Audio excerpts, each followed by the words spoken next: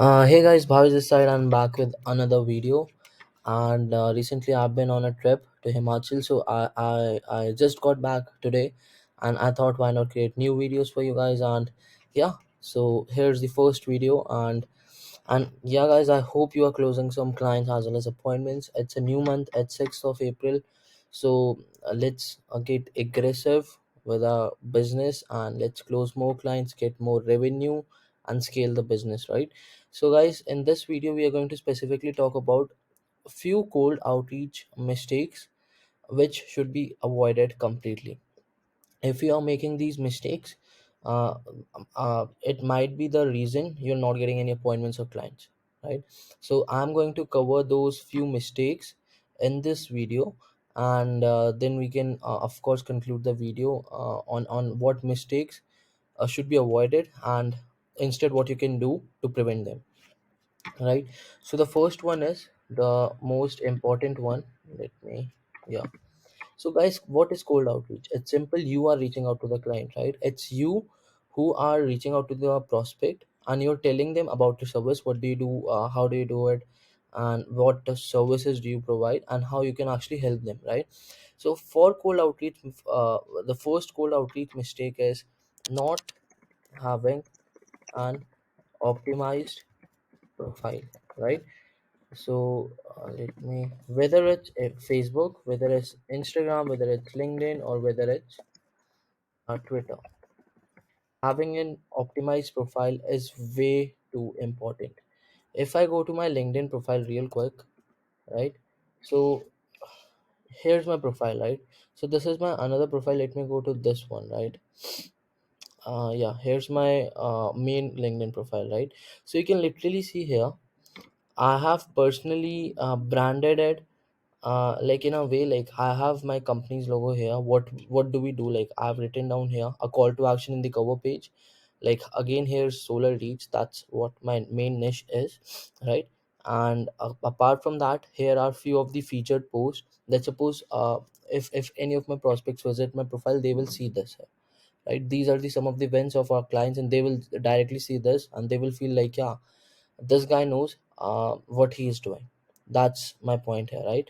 So you have to upload testimonial results whatsoever you can, in order to prove like whatever you're doing it the good way and the correct way, and you know what you're doing. That's my point here, right?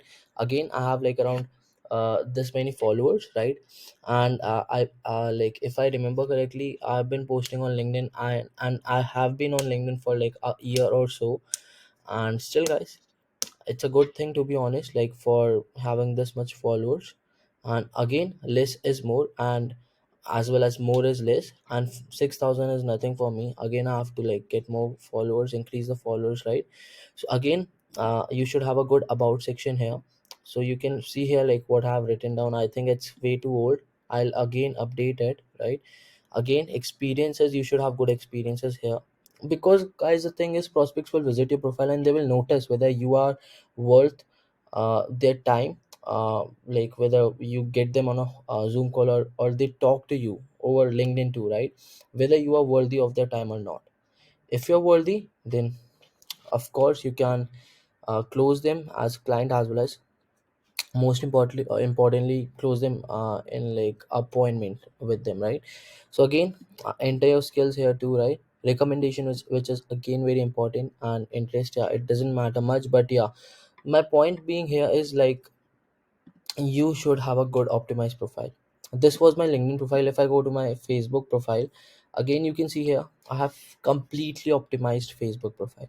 And guys, like, if you are thinking like these things are way too cliche, but these things absolutely matter. They do matter, and in the end, if you don't have these things ready while you're doing the cold outreach, uh, then ask yourself why you are doing this to yourself. Like, why you are not having a good optimized profile even before you start your cold outreach, right? So that's the first mistake, right? The second one is, I know this is again a cliche mistake, and like many people are not talking about this one, is uh, relinquishing on your outreach, or in layman terms, in simple terms, giving up on a prospect, right? So for an example, you reached out to John on LinkedIn. You told him about your services, and you reached out to him, let's say in March, right? In March, in the end of the March, he said like, yeah, let's do this, I'm very much interested, but I have to wait for, let's say, a week to arrange the funds. That was his excuse, or you can say that was his objection, right? Let me make it, yeah.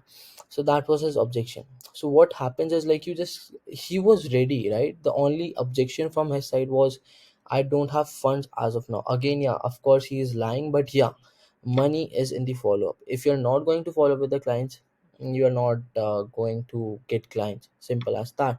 So he ghosted you in March. Now it's your duty to follow up with him again in April and close an appointment with him and hopefully close the sale. So my point here is, money is in the follow up, right? Just don't forget this, and because follow up is very, very important.